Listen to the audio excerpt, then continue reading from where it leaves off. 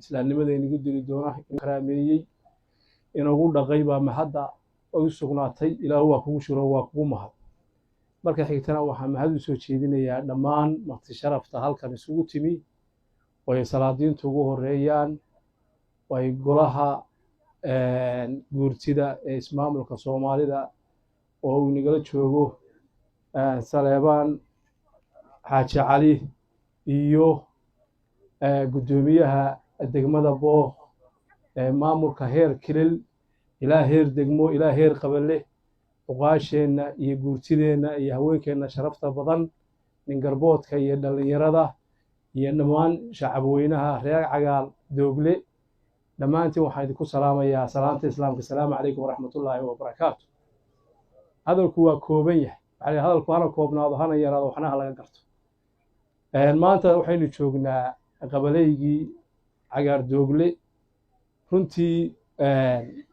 magacii hore dadku baa iska kharibay oo si kala u arkay Cagaar Beelle yahay waa Talyaani kelmadu hadda ka horna waan idin sheegay waa Beelle way Beella marka laakiin dadku Cagaar Beelle moodayeen oo xogaa luqadii baa kala duwan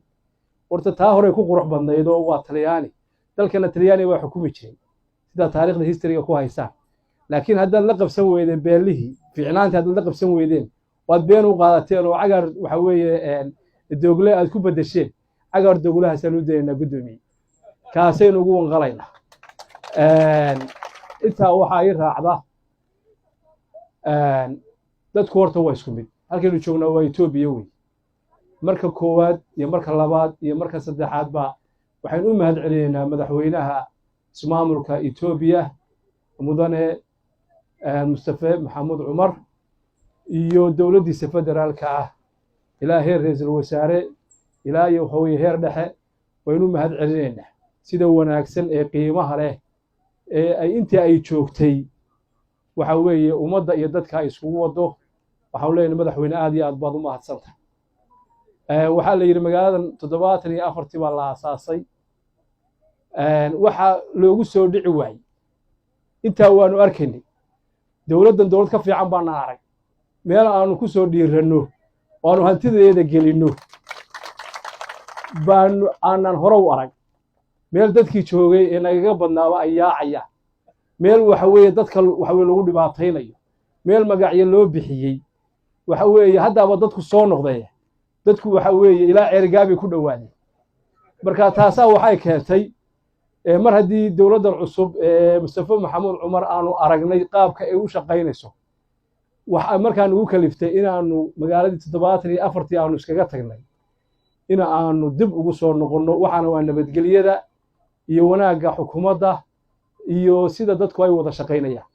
Itoobiya wax qabiilaya kama jiraan Itoobiya way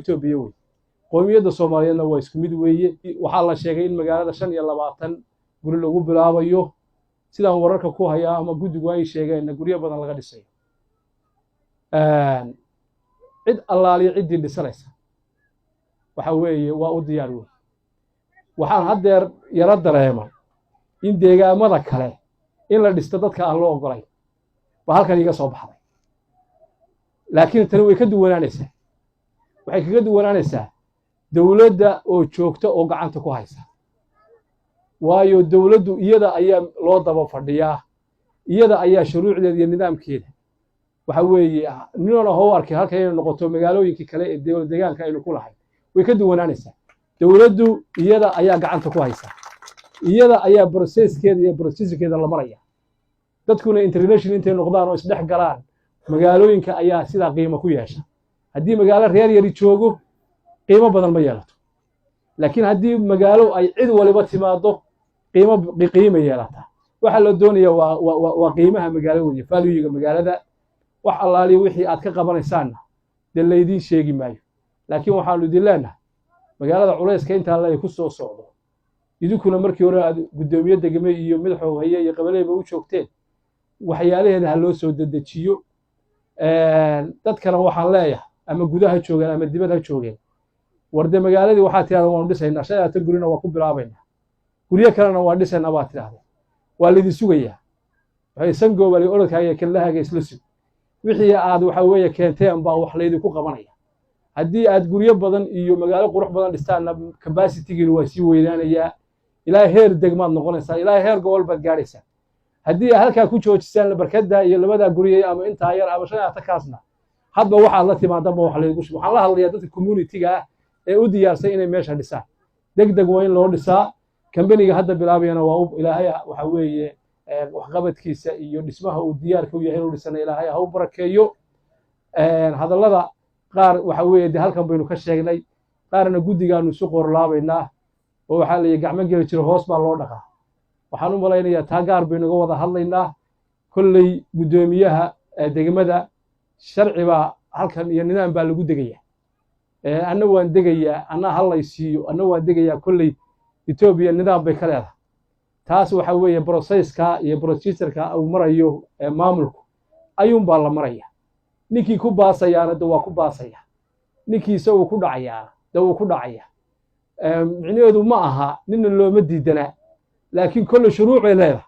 sida anigu aan ku aqoon sharciyada dawladaha shuruuc bay leedahay shuruucda qofku hadduu ka soo baxay waxa weeye uu dhisan karaa minis ma aha iyaga og meesha waynu leenahay waa ku abuuranay waa magaaladeennii laakiin kolley waxbaa lagu weydmay nin kasta mustawqiya wuu qaadanaya nin kasta baasaboor waa qaadanaya laakiin shuruuc baa jiraysa shuruucdana iyaga aynoo og magaaladeennana waa dhisanaynaa garaadku waxa weeye ugaaska hoos ila hadlay wuxuu igu yidhi feer noo samee dhaqankayo war dhaqankiinoo dhan waa laydin siinaya laakiin garaadku isagu waxa weeye arrin kaloo ka hadlayo isaga waxa weeye gurigaa loogu daraya gurigaa loogu darayaa marad waxaa gabadha lagala hadlay cid kasta oo deegaanka wuxuu soo kordhinaysana haddii ugaasku wuxuu yidhi caawa ana mid guursanaya taasna waxa weye hadday dhacdo gurigaa loogu daraya adigana aad iyo aad baan idin salaamayaa shiikheenna iyo culimmadeenna iyo waxgaradkeenna iyo shiikhaa dhalinyarada ah oo yidhi shiikhiiga weynaa runtii aad u ixtiraamay baa hadalka iska leh aad iyo aad baan kugu mahadcelinayaa shiikh waxa weeye daacid mukhtaar waayo karaamada culimmadu waa nooca haddii loo yeedhay oo shiikhii ka weynaa yidhi say ugu dhan tahay waa culimmadaan arki jiray weeye ilaahay khayra ku siiya shiikh muhtaarow daaci baa tahay hadalka waxaan ku soo gabagabaynaya intaana ducayn guddoomiyaha oo inoo sharaxi doona waddada aynu mari doonno ila dawlad baynu joognaa